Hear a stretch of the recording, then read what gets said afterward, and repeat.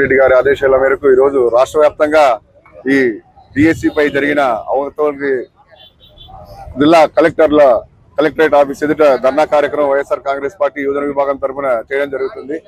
రాష్ట్రంలో కూటమి ప్రభుత్వం ఎలక్షన్ల ముందు ఇచ్చిన మేనిఫెస్టోలో మెగా డిఎస్సి 2 లక్షల మందికి ఉద్యోగాలు ఇస్తామని ప్రకటించడం జరిగింది.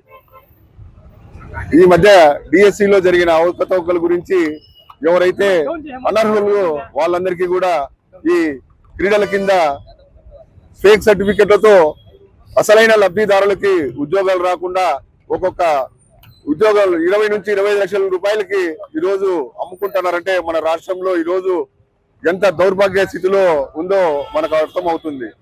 ఎంతో మంది యువతీ యువకులు ఎన్నో సంవత్సరాలు చదువుకొని కష్టపడిన వాళ్ళకి ఎవరికి ఈరోజు ఈ డిఎస్సిలో ఉద్యోగులు రాక చాలా బాధపడుతున్నారు. ఈ జరిగిన మోసానికి దగాకి ఎవరైతే మన విద్యాశాఖ మంత్రి లోకేష్ గారు వెంటనే రాజీనామా చేయాలి. అలాగే ఈ జరిగిన అవకతవకలకి సిబిఐ తరఫున విచారణ చేసి ఎవరైతే అర్హులు ఉన్నారో వారికి ఖచ్చితంగా వాళ్ళ ఉద్యోగాలు వాళ్ళకు వచ్చేలా ప్రభుత్వం త్వరగా ఏదో ఒకటి పరిష్కారం చూపి న్యాయం చేయాలని మేము వైఎస్ఆర్ కాంగ్రెస్ పార్టీ యువజన విభాగం తరఫున పోరాడుతున్నాం.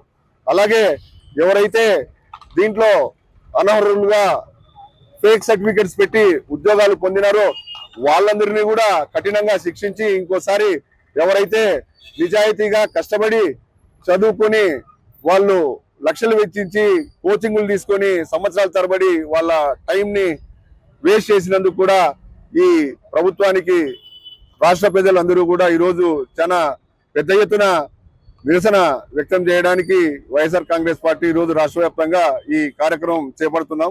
ఖచ్చితంగా ఎవరైతే అర్హులు ఉన్నారో వారందరికీ ఉద్యోగాలు వచ్చేంత వరకు వైఎస్ఆర్ కాంగ్రెస్ పార్టీ తరఫున పోరాటం చేస్తూనే ఉంటాం. గవర్నమెంట్ కూడా వీటిని తొందరగా పరిష్కరించాలని హెచ్చరిస్తున్నాం.